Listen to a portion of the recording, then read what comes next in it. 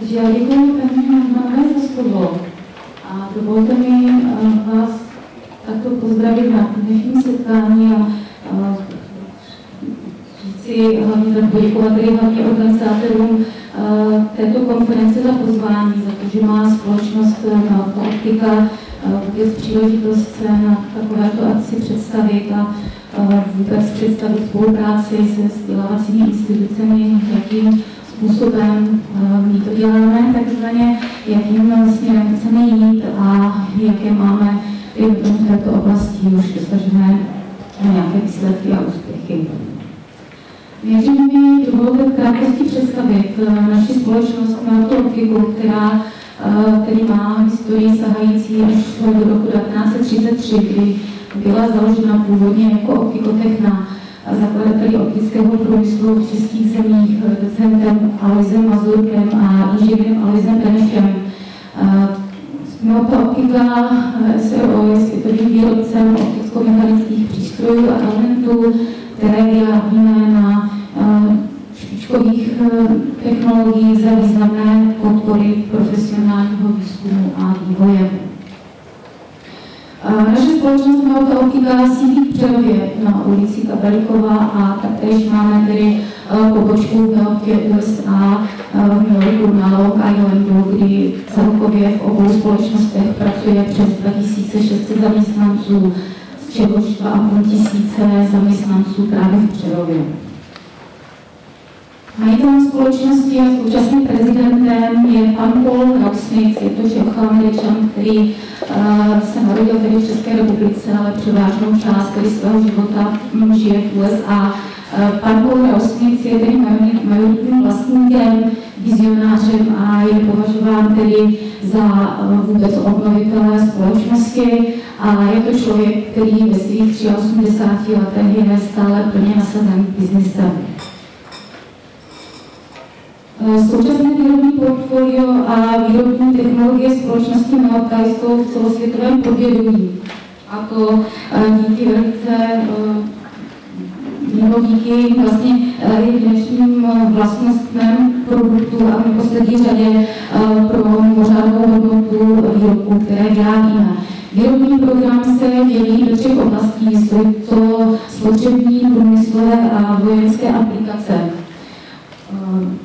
Co se týká obchodních partnerů, se kterými společnost spolupracuje a dá se říct, že vlastně celosvětově zaujímáme více jak 78 let vedoucí pozici v optických inovacích. Dodáváme společnostem, jako je NASA, americká Zeiss, Applied Materials, izraelská společnost, Barco, Siemens a tak dále.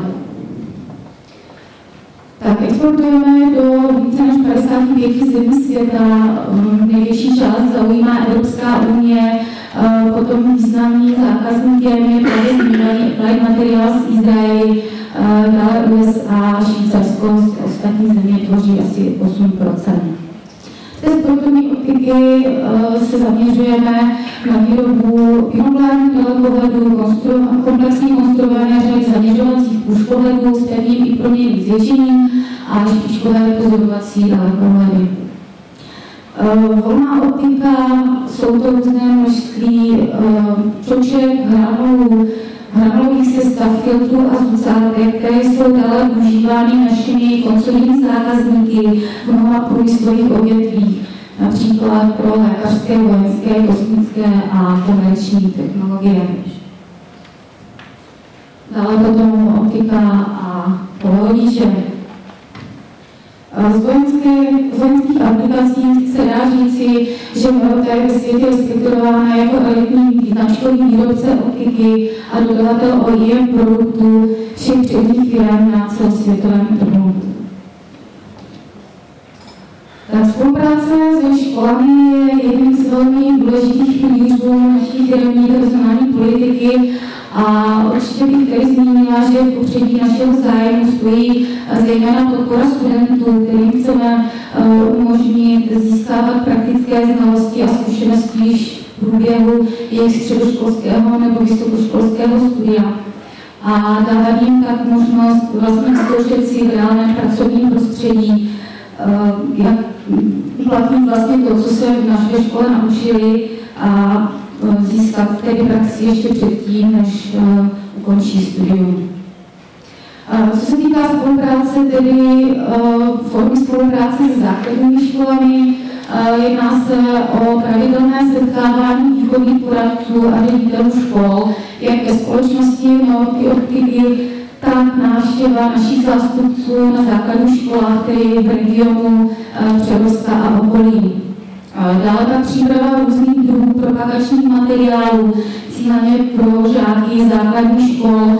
Konkrétně můžu teďka říci, že máme připravený nový stipendijní program, který podporuje ty studenty, kteří se rozhodnou studovat buď na střední škole technické Kouřilkova v Přerově, nebo na střední průmyslové škole strojírenské v Přerově. Jedni z preferovaných oborů, které tam potom budou mít dále, kdy vlastně máme propagační materiály, se kterými budeme teďka jezdit od září na základní školy a představovat tento stipendijní program. Další forma spolupráce je společná účast se zástupci středních škol zmíněných právě na akcích určených pro žáky základních škol. Jedná se například o dny otevřených dveří, jsou to návštěvy třídních schůzek, hodin fyziky, kde představujeme vůbec optiku jako zajímavý přírodovědný obor. Dále organizujeme exkurze žáků a výchovných poradců základních škol v naší společnosti. A potom je to organizace různých, vůbec práce na různých projektech, například tady mám organizace workshopu v rámci globálního grantu a aktivní motivace žáků základních škol Jistota pro budoucnost řemesel, který probíhal asi před 3 roky.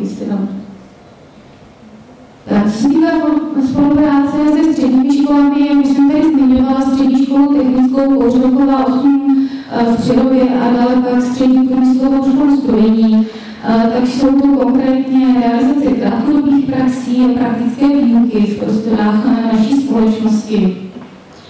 Jsou to jak dlouhodobé praxe, které probíhají celý rok, tak krátkodobé praxe, které jsou v období maturit, odborné exkurze, zapůjčování či darování strojů a vybavení pro praktickou výuku, jelikož školy nedisponují takovým vybavením, které má možnost naše společnost nabídnout, zapůjčit či darovat. Dále jsme schopni školit pedagogy odborných předmětů a praktické výuky v oblasti nových technologií, které naše společnost používá. Dále naši experti připomínkují učební osnovy, podílí se, jsou účastní při závěrečných zkouškách té praktické části. Dále realizujeme exkurzi studentů všech ročníků a spolupracujeme na projektech, například právě se střední školou technickou jsme společně pracovali na tom, aby se otevřel nový maturitní obor 4letý optik. Tak, další formy spolupráce právě vysoké školy Norka optika se aktivně podílí na vzájemně výhodné spolupráci jak s vysokými školami, tak vědeckými laboratořemi a dalšími orientovanými instituci v České republice. Je to například Univerzita Palackého v Olomouci, Univerzita Tomáše Bati ve Zlíně, tam mám Přírodovědeckou fakultu Masarykovy univerzity, společná laboratoř Univerzity Palackého v Olomouci a Fyzikálního ústavu Akademie věd České republiky, Vysoké učení technické v Brně, České vysoké učení technické v Praze a Ústav přístrojové techniky Akademie věd České republiky.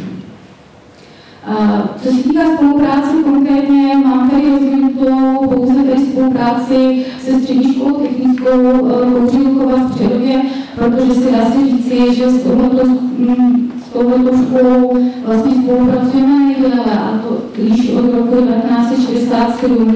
A dovolte mi tady říci a vůbec tady pana ředitele, že si opravdu naše společnost velice váží takto dlouhodobé spolupráce a že opravdu spolupráci společnou, kterou za sebou máme. Myslím si, že toho není málo a pevně věříme, že toho ještě spoustu bude, tak aby vůbec byla optika uspokojená co do absolventů technických oborů, aby zkrátka ta spolupráce byla vzájemná. A co se týká preferovaných oborů, které naše společnost tedy vítá s otevřenou náručí, kvalitní absolventy, z těch 4letých je to obor mechatronika, mechanik seřizovač, mechatronik a obor optik. Z těch 3letých potom jemný mechanik, přístrojový optik, nástrojář, odráběč kovů, jemný mechanik optik a zámečník. Z nástavbového studia je to potom provozní technika.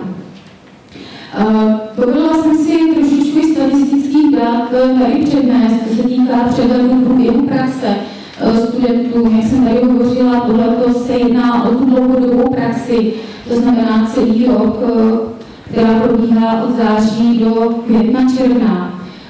Když se podíváme na počet studentů, kdy vlastně Makej za poslední 4 roky, tak ve školním roce 2007-2008 u nás absolvovalo praxi 13 studentů a už tady vlastně loňský školní rok 2010-2011 u nás bylo na praxi 65 studentů. Vždy se jim plně věnují 10 kolegů, expertů vlastně z jednotlivých našich výrobních divizí. Celkem si jim tedy věnovali 241 dní z celého roku, převedeno na hodiny 1687. Když se potom podíváme na přehled nástupů studentů, kteří tedy u nás absolvovali odbornou výuku a následně k nám do společnosti nastoupili, tak to celkové číslo ze 70 studentů k nám nastoupilo pouze 16, což je nějakých 22%. Není to málo a není to ani mnoho. Vzhledem k tomu počet nástupů 16 za loňský rok, vzhledem k tomu, že Melta Optika v roce 2010 přijala 547 zaměstnanců, celkem převážně tedy do dělnických pozic technicky směřovaných, tak je to spíše zanedbatelné to číslo. A v současnosti tedy i z tohoto důvodu jsme zapracovali na tom novém stipendijním programu, který máme připraven, který bude podporovat a motivovat hlavně žáky již od základních škol, aby se hlásili na technické obory, které mají uplatnění, kterých je nedostatek a které neustále potřebujeme. Pevně věříme, že společně tedy se zástupci společnosti Střední školy technické se nám tohle podaří. Já vám děkuji za pozornost.